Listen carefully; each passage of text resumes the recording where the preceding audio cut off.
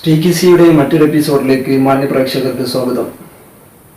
ഈ എപ്പിസോഡിലൂടെ നിങ്ങൾക്ക് മുമ്പിൽ വാന, ഗോന, ഗോട്ട എന്നീ 3 പ്രയോഗങ്ങളെക്കുറിച്ചാണ് ഞാൻ പറയാൻ പോകുന്നത്.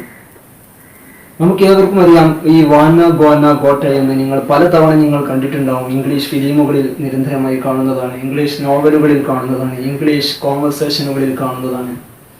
നാം അപ്പോഴേക്ക് ചിന്തിച്ചിട്ടുണ്ടായിരിക്കും, എന്താണ് ഇതിൻ്റെ അർത്ഥം, എന്താണ് ഇതുകൊണ്ട് ഉദ്ദേശിക്കുന്നത്. അപ്പോൾ ഈ ഒരു എപ്പിസോഡിലൂടെ അതാണ് നിങ്ങൾക്ക് മുമ്പിൽ ഞാൻ അവതരിപ്പിക്കാൻ പോകുന്നത്. ആദ്യമായിട്ട് വാന.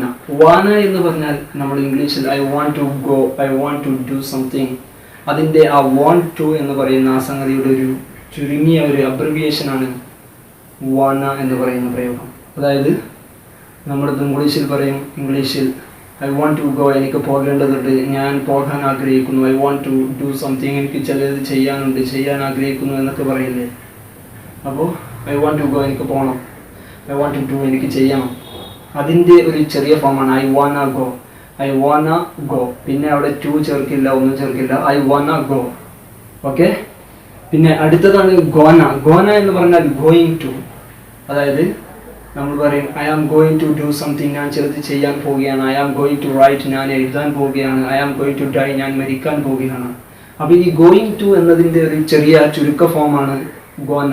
അതായത് I am gonna die, I am gonna do something, I am gonna sing, I am gonna swim, I am gonna do something like that.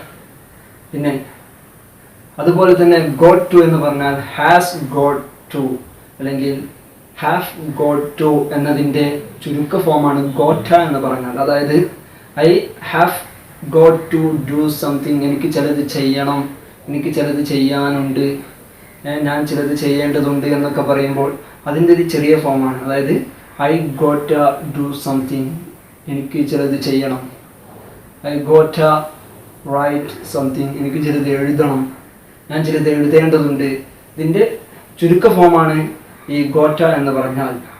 അപ്പോൾ ഈ 3 പ്രയോഗങ്ങളും നിങ്ങൾക്ക് മനസ്സിലായി കാണുമെന്ന് പ്രതീക്ഷിക്കുന്നു. ഇനി അടുത്ത എപ്പിസോഡിൽ വീണ്ടും പുതിയ പ്രയോഗങ്ങളുമായി കാണാം. നിങ്ങളിതുവരെ ഈ ചാനൽ സബ്സ്ക്രൈബ് ചെയ്തില്ല എങ്കിൽ എത്രയും പെട്ടെന്ന് സബ്സ്ക്രൈബ് ചെയ്യുക. സബ്സ്ക്രൈബ് ചെയ്ത ശേഷം തൊട്ടടുത്ത് കാണുന്ന ബെൽ ഐക്കൺ കൂടി എനേബിൾ ചെയ്യുക.